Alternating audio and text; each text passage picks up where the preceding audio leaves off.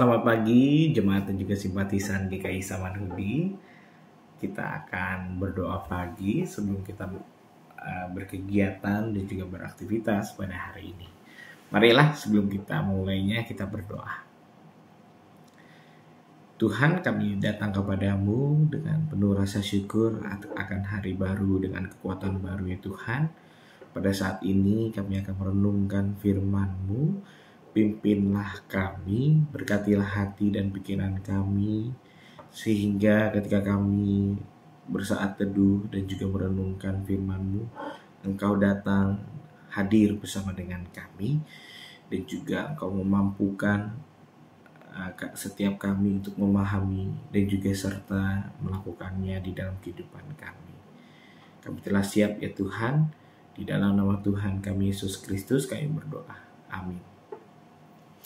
Saudara-saudara, kita akan membaca dari Ayub pasal yang 18 ayat 1 sampai dengan 21. Kita akan baca Ayub pasal yang ke-18 ayat 1 sampai dengan 21. Demikian. Pendapat Bildad bahwa orang fasik akan binasa. Maka Bildad orang Suah menjawab, "Bilakah engkau habis bicara? Sadarilah, baru kami akan bicara. Mengapa kami dianggap binatang? Mengapa kami bodoh dalam pandanganmu? Engkau yang menerkam dirimu sendiri dalam kemarahan. Demi kepentinganmu kah bumi harus menjadi sunyi dan gunung batu bergeser dari tempatnya? Bagaimanapun juga terang orang fasik tentu padam, dan nyala apinya tidak tetap bersinar. Terang di dalam kemahnya menjadi gelap, dan pelita di atasnya padam. Langkahnya yang kuat terhambat, dan pertimbangannya sendiri menjatuhkan dia. Karena kakinya sendiri menyangkutkan dia dalam jaring, dan di atas tutup pelubang ia berjalan. Tumitnya tertangkap oleh jebak, dan ia tertahan oleh jerat. Tali tersembunyi baginya di dalam tanah.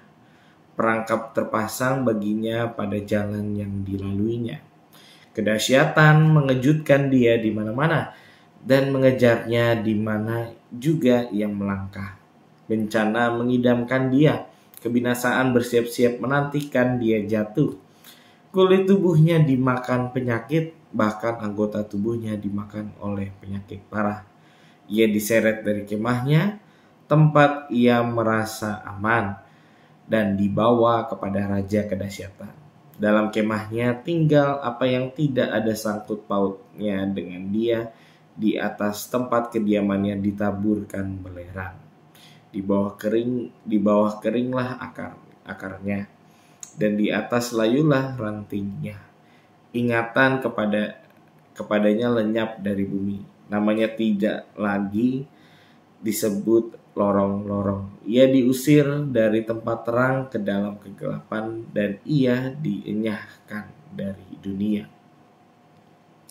Ia tidak akan mempunyai anak dan cucu cicit di antara bangsanya, dan tak seorang pun yang tinggal hidup di tempat kediamannya. Di atas hari ajalnya, orang-orang di barat akan tercengang, dan orang-orang di timur akan dihinggapi ketakutan. Sungguh demikianlah tempat kediaman orang yang curang. Begitulah tempat tinggal orang yang tidak mengenal Allah. Demikian pembacaan firman Tuhan. Tema kita pada hari ini, saudara-saudara, adalah berempati bukan menghakimi. Saudara-saudara, berbicara mengenai empati tentu berbeda ya, agak berbeda sedikit dengan simpati. Ada kata-kata yang begini saudara-saudara, berbunyi demikian: kita lebih membutuhkan empati daripada kecaman untuk bangkit dari keterpurukan. Berbicara mengenai empati adalah suatu kemampuan untuk dapat memahami dan juga merasakan apa yang dirasakan orang lain. Lalu empati juga mendorong seseorang untuk dapat mencoba memahami perspektif orang lain. Nah, yang membuat perbedaan antara empati dan juga simpati empati akan mencoba menanggapi perasaan mereka dengan penuh perhatian dan mendorongnya untuk membangun suatu relasi gitu ya, mendorong untuk adanya perubahan yang lebih baik bagi orang lain karena mereka merasa dipahami dan didukung. Kalau simpati hanya berhenti sampai dengan perasaan aja, kalau empati akan mencoba membuat suatu perubahan, akan mencoba untuk membangun suatu relasi yang lebih baik lagi. Nah, saudara-saudara, di dalam kehidupan kita, tentu rasa empati ini menjadi banyak sekali berkurang di tengah kehidupan kita, di tengah orang-orang yang lebih hidupnya sendiri, di mana orang-orang lebih sibuk dengan apa yang dia mau dengarkan, di mana orang-orang sibuk dengan apa yang ia mau perhatikan gitu ya. Seperti kalau misalnya kita melihat dalam lingkungan kita, mau orang tua, mau anak muda lebih sibuk dengan handphonenya sendiri. Dia mau sibuk dengan apa yang dia suka, dia mau sibuk dengan apa yang dengan dunianya sendirilah ibaratnya. Namun saudara-saudara, ketika kita diterpa suatu masalah, ketika seseorang diterpa suatu pergumulan yang begitu hebatnya, rasa empati ini menjadi sangat vital. Rasa empati ini menjadi sangat-sangat penting gitu ya. Nah, ketika kita melihat kebalikan dari empati yaitu kecaman dan penghakiman, ketika empati itu orang mendapatkan terenyuh gitu ya. Orang-orang mendapatkan rasa nyaman, orang-orang mendapatkan rasa ternyata ada yang bisa memahamiku. Kalau kecaman dan juga penghakiman justru sangat sebaliknya. Justru kecaman dan juga penghakiman akan pasti memperburuk suatu keadaan seseorang. Kecaman tentu dapat menjatuhkan mental seseorang yang sedang berusaha bangkit dari permasalahannya. Nah, jadi saudara-saudara, istilah tadi ya, yang berbunyi kita lebih membutuhkan empati daripada kecaman untuk bangkit dari keterpurukan, memang sangat betul. Seseorang akan membutuhkan empati supaya bisa lebih kuat dalam membangun dari permasalahannya. Nah, di dalam teks kita pada hari ini, di dalam Ayub pasal yang 18, memperlihatkan suatu perdebatan yang sangat dalam antara Ayub dan juga Bildad. Singkatnya, saudara-saudara, Ayub sedang menghadapi segala penderitaan yang sungguh luar biasa. Keluarganya meninggalkan Ayub, lalu juga ia kehilangan harta-hartanya. Ayub sangat menderita, bahkan Ayub juga diterpa sakit kusta yang sungguh luar biasa. Justru ketika Ayub sedang jatuh dalam penderitaan dan pergumulannya, Ayub justru tidak mendapatkan empati dari sesamanya. Malah sebaliknya, Ayub mendapatkan kecaman bahkan penghakiman dari sesamanya, yaitu Bildad. Bildad tidak berusaha untuk memahami kenapa sih Ayub bisa begini, kenapa Ayub latar belakangnya bisa mendapatkan kesedihan dan juga penderitaan Ayub dan sebagainya. Bildad tidak mau membagi rasa, justru jari telunjuknya langsung menunjuk-nunjuk gitu ya. Padahal kan ketika kita menunjuk seseorang, memang telunjuk kita menunjuk ke orang lain, namun kita lupa bahwa ada 3 jari yang menunjuk ke arah kita gitu ya. Bildad ini langsung memberikan kecaman, Bildad ini menunjuk-nunjuk, langsung memberikan penghakiman, tetapi dia lupa untuk memberikan empati. Ia sangat sibuk untuk menghakimi dan juga mencari-cari kesalahan yang dianggap sebagai penyebab penderitaan Ayub.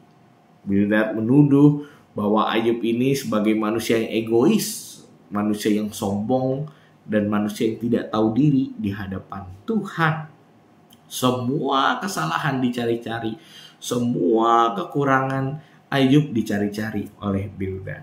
Akibatnya apa, saudara-saudara? Bildad gagal memahami kesedihan dan juga pergumulan Ayub. Bildad gagal untuk menjadi teman yang mendengarkan Ayub. Justru contoh sikap Bildad ini malah menambah beban pergumulan Ayub. Sikap Bildad ini justru menjatuhkan mental seseorang. Nah, bagaimana dengan kita, saudara-saudara? Di dalam kehidupan kita, apakah kita sering untuk berempati kepada sesama? Atau kita hanya berhenti kepada simpati, namun kita tidak berusaha untuk membangun suatu relasi, untuk terdorong untuk membuat suatu perubahan? Atau malah lebih parah lagi, kita lebih mudah untuk menghakimi, kita lebih mudah untuk menunjuk orang lain, memberikan kecaman dan penghakiman daripada berempati. Marilah kita memahami pergumulan sesama. Setiap kita adalah sama di hadapan Tuhan. Setiap kita diutus untuk menjadi terang dan garam di tengah-tengah dunia. Marilah kita mulai dengan belajar memahami, mendengarkan sesama. Marilah kita belajar untuk berempati pada hari ini. Jangan kita menambah penderitaan sesama dengan kecaman dan juga penghakiman. Kita jika di posisi yang sama justru juga marah, bukan, ketika mendapatkan penghakiman. Ketika kita di dalam posisi yang tidak enak, ketika kita di dalam posisi yang diberi kecaman dan juga penghakiman, tentu kita lebih mudah emosinya tersulut ataupun kita mendapatkan mental yang jatuh. Marilah saudara-saudara, kita menjadi pribadi yang memberikan rasa empati kita kepada sesama. Di dalam firman Tuhan sudah ditunjukkan bahwa perilaku yang tidak berempati oleh Bildad justru menambah beban saja. Tuhan mau setiap kita, Tuhan mau agar setiap anak-anaknya dan juga murid-muridnya untuk berperilaku sebaliknya dari Bildad. Justru kita diajak untuk bagaimana kita memberikan rasa empati kepada sesama. Justru Tuhan mau setiap kita untuk menghadirkan kasih yang lemah lembut kepada sesama. Kasih yang lemah lembut tidak menghakimi. Kasih yang lemah lembut justru mau mendengarkan. Kasih yang lemah lembut mau hadir bagi sesama. Marilah kita mulai untuk memahami perasaan sesama.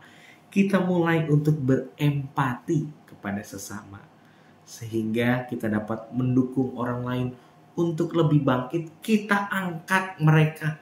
Kita berikan diri, kita memberikan tangan pertolongan kita untuk mengangkat sesama dari pergumulannya. Bertolong-tolonglah menanggung bebanmu. Amin. Mari kita berdoa. Tuhan Allah Bapa Sorgawi, sungguh kami ucapkan syukur atas firman-Mu yang boleh kami dengar dan kami simak bersama. Tuhan, ajarilah kami selalu untuk menjadi pribadi yang mau memberikan diri untuk berempati kepada sesama. Kami masih menyadari segala kekurangan kami. Kami menyadari kekurangan kami yang masih sering untuk menghakimi sesama kami, ya Tuhan. Namun kami yakin dan percaya Tuhan selalu ada bersama dengan kami. Tuhan selalu hadir untuk mengingatkan kami untuk berperilaku baik dan juga menghadirkan kasih di tengah-tengah kami, lingkungan kami.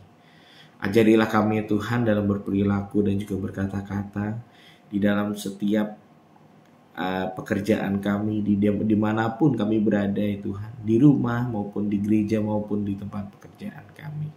Semuanya Tuhan yang pimpin dan Tuhan yang berkati. Kami serahkan, ya Tuhan, segala pergumulan kami, segala harapan kami. Di dalam nama Tuhan kami Yesus Kristus kami berdoa. Amin. Selamat pagi, selamat beraktivitas, Tuhan Yesus memberkati. Bagi Bapak Ibu yang memiliki pergumulan khusus dan ingin didoakan, bisa menghubungi rekan-rekan pendeta di nomor berikut.